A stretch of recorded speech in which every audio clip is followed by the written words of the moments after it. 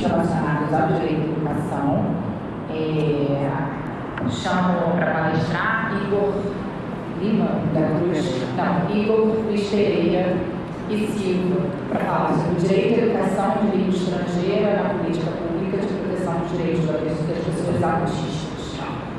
Olá, gente, tudo bem? Tá funcionando o microfone direitinho? Ou não? Não tá, não. Sim. Olá, tudo bem?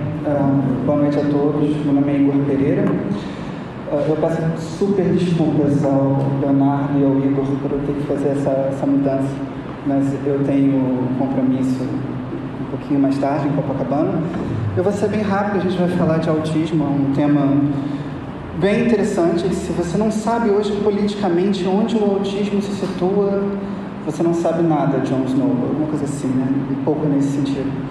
E a minha especialidade é direitos da sexualidade e gêneros, o que tem alguma relação com autismo, mas eu comecei a trabalhar o autismo por uma maneira assim bem corriqueira na minha vida, depois fui trabalhando bastante tempo, e dentre os temas de pesquisa que eu trabalho, o autismo é o mais leve, é o mais interessante de trabalhar, mas também ele é bem intenso e tem as suas especificidades.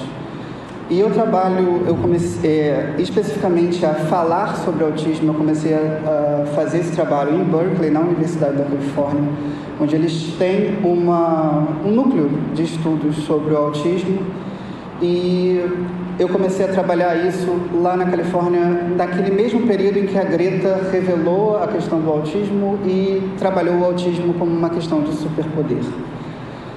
E é assim que eu continuo trabalhando o autismo como uma questão política, como uma questão de potência, como uma questão de superpoder no sentido coloquial. E, obviamente, o autismo tem outras diretrizes e outras especificidades. O autismo é um complexo de coisas, um complexo de pessoas. Então, por isso que se chama de espectro autista, justamente porque é um espectro. Você não vai encontrar um autista com 2, 3 características iguais. Eles são muito diferentes, muito diferentes. E por mais que exista essa necessidade bastante de acessibilidade em relação ao autismo, principalmente porque se trata, se você quiser aprender sobre isso, de uma deficiência invisível. Você tem deficiências visíveis e deficiências invisíveis. O autismo talvez seja o carro-chefe dessa deficiência invisível e é o movimento político mais novo. É um movimento político que encontra na sua segunda geração. Então você tem uma galera um pouco mais velha, como a gente diz, mais velha no autismo lá, no caso dos 30 e poucos. Tem autistas mais velhos, evidentemente, mas o que eu digo dentro das movimentações autistas, dos movimentos políticos autistas. E você vai ter a geração mais nova também, que é super engajada, super feliz em relação a essas questões do autismo. E tem essa discussão sobre acessibilidade, ou seja, o que precisa ter para o autista ser incluído.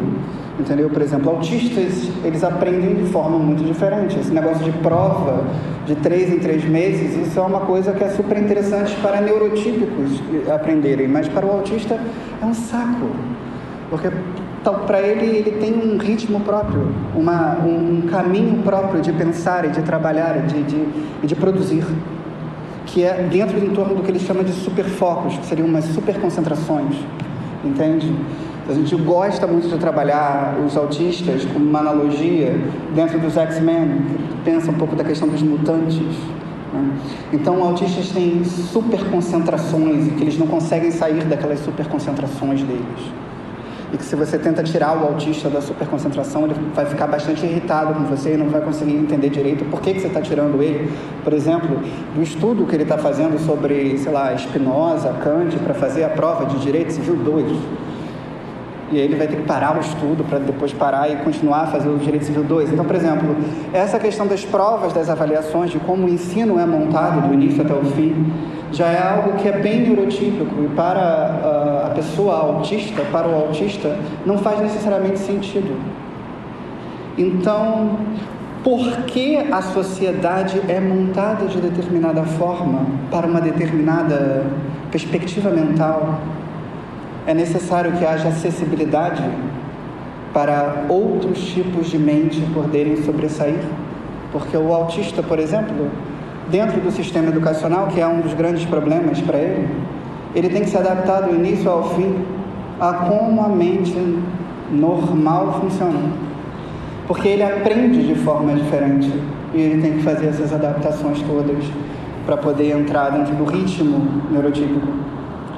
Então, se o ensino fosse voltado para como é a neuroatipicidade, e vocês tivessem que se adaptar a como é o ensino para os autistas, vocês provavelmente poderiam ficar muito perdidos, entenderam? Não estou conseguindo entender esse ritmo. Então daí vem a acessibilidade autista e também por outras mil questões de barulho, questões relacionadas a você realmente ter que controlar a mente autista, que é uma mente hiperconcentrada. Se a mente neurotípica é uma mente que ela vai passeando pelo mundo, a mente autista é uma mente que quando ela encontra algo que lhe interessa muito, ela vai se aprofundar lá dentro, cavar, e vai tentar encontrar o sentido das coisas. Mas se você perceber a Greta, ela foi bem assim. A Greta encontrou um tema que ela gosta, meio ambiente. Pronto. Ela só quer saber de meio ambiente. Garota, vai para a escola. Não quero, eu quero falar do meio ambiente. Então eu vou parar toda sexta-feira ali, vou iniciar um movimento e vou começar a trabalhar nisso e ponto final até eu conseguir atingir meu resultado. É basicamente assim, de forma obsessiva, que a mente autista funciona. E dentro de todos esses planos de acessibilidade, eu já falei, deficiência invisível, necessidade de acessibilidade para a mente autista compreender e aprender e tudo mais, você tem a mente autista que começa a se controlar. E a mente autista que começa a se controlar e começa a submergir, ela passa a ser uma mente bastante poderosa. E é isso que se estuda atualmente. Essa relação que existe entre as mutações genômicas autistas e evolução da humanidade. E como é importante, eu falei isso no Congresso Nacional, como é importante para um país, por exemplo, como o Brasil, que tem tantos problemas educacionais do início ao fim, que se cuide da educação autista justamente para você conseguir dar saltos tecnológicos, porque isso Silicon Valley já está fazendo. Isso já está sendo percebido por instâncias poderosas do mundo que precisam da fabricação do conhecimento. E um país que cuida dos seus autistas, ele dá um salto na fabricação e no funcionamento do seu conhecimento. Aí vem a briga um pouco dentro do movimento. Ah, não, mas você está dando atenção aos superautistas, isso é uma romantização, etc, tal. Bom, mas se você também só der atenção à questão da acessibilidade, você vai deixar o que se chama erroneamente de autistas com dupla excepcionalidade, né, superautistas, superdotados, ao limbo. Porque uma pessoa com uma superinteligência, com uma inteligência diferenciada, ela pode simplesmente reprovar em todas as instâncias do ensino médio ou em todas as instâncias da universidade, porque ela não tem saco, não tem paciência para aquele tipo de ensino. A mente dela vai fragilizar ali dentro e ela vai achar que não consegue, que não pode, porque é tudo uma questão de metodologia aplicada à pessoa e não a metodologia que quer se fazer superior às pessoas. Então, por que eu disse que erroneamente se entende que existem superautistas e uns autistas que, meu Deus, a gente tem que ajudá-los, etc e tal, eles não estão conseguindo chegar lá? Bem, o que a gente vê muitos autistas com dificuldade é por falta de acessibilidade, por falta de entendimento, que é muito complexo, de como essa mente funciona. Você pensa, por exemplo, a vampira sem controlar os poderes dela, sem tocando nas pessoas, as pessoas caindo desmaiadas. Ou o ciclope sem o óculos deles. É claro que isso é uma analogia, uma figura de linguagem, um tanto quanto simples, mas é para conseguir entender rapidamente, porque eu só tenho 15 minutos. Então, assim, você precisa aprender a controlar esse poder que você tem, essa forma como a sua mente pensa. Porque o autista tem uma coisa que é extremamente necessária para a evolução da humanidade: o sacrifício de você se isolar. que é uma das questões de gênero que é muito discutida também nos debates, as gênias mulheres e os gênios homens, e por que existem possivelmente mais gênios homens do que gênias mulheres e tal, não sei o que. O critério de genialidade é um critério de isolamento, e a mulher adora estar no mundo. A mulher é o sexo comunicativo por excelência, por causa das dinâmicas entre estrogênios, as forças dos estrogênios, as forças das próprias perspectivas masculinas também. Então, essa necessidade, essa possibilidade de se isolar para cuidar de um problema é o que significa ser autista, em muitas medidas. Bom, e aí eu não vou entrar como é que seria essa educação autista, porque também não há necessidade, mas o que eu diria todo autista tem os mesmos princípios, e por falta de acessibilidade, falta de controle, falta de conhecimento de si mesmo, ou seja, falta de adequada sociabilidade, alguns conseguem ir um pouco além e outros ficam mais aquém. Em um país como o Brasil, que você não conhece direito o que é autismo, que você não sabe direito o que são os autistas e que tudo começa do zero, é óbvio que os nossos autistas vão ter as maiores limitações, maiores dificuldades de conseguir se encontrar e desenvolver as suas potencialidades. Então, eu lembro que nos Estados Unidos eles têm dois pontos, tinha até três, mas eu não lembro direito. Eu lembro a aceitação autista e depois o orgulho autista, que essa terminologia foi propagada pela Greta. I have pride to be an autistic person. Quer dizer, eu tenho orgulho de ser autista. E qual é a diferença de você ser autista para ser uma pessoa que seria neurotípica? Porque eu não ligo muito para questões sociais, eu não ligo muito para tratos de regras sociais. Para mim é uma perda de tempo. Foi o que ela já falou numa entrevista. Se você notar, a Greta, ela não é... Ela liga para maquiagem, ela liga para a roupa que ela está indo lá falar. Uma das postagens minhas que viralizou no mundo sobre esse assunto foi no dia em que a Greta ficou bem raivosa na ONU. Todo mundo lembra disso. Muita raiva. Isso se chama meltdown autista. É quando, de certa forma ali, ela estava tentando buscar determinadas mudanças ambientais. Não vou chegar aqui no mérito se eram corretas ou não. Eu até acho que ela tem boa parte de razão. Mas ela buscava determinadas mudanças ambientais e ela via que as pessoas ela não conseguia ser ouvida. Ela estava ali meio como um bibelô, mas as mudanças ambientais, que era o que ela queria como autista, pragmática, duas vezes pragmática, né? Pragmática como mulher e pragmática como autista. Quer dizer, super pragmatismo, né? Nesse sentido, ela não via que não conseguia encontrar uma racionalidade naquilo que ela estava fazendo e a mente dela pifou naquele momento. Uma mente muito concentrada, como se ela recebesse uma carga muito grande de energia e em um momento ela cansa, que seria o shutdown autista, cansa. Simplesmente vai dormir. Ou meltdown, ela fica com bastante raiva, que aí quando foi a direita mundial começou a pegar as fotos dela com muita raiva e tal, botou assim, olha só, essa menina não sabe nada. Ela teve um meltdown ali. Tá? E assim, essa educação e essa potencialidade que a Greta tem, por exemplo, existem muitos outros. Leonardo da Vinci atribui-se ao autismo também. Que a gente às vezes não encontra em outros autistas. É por uma questão de escolhas e também, principalmente, de sociabilidade. Então, o autista mais famoso da Universidade da Califórnia, de Berkeley, que é hoje uma das...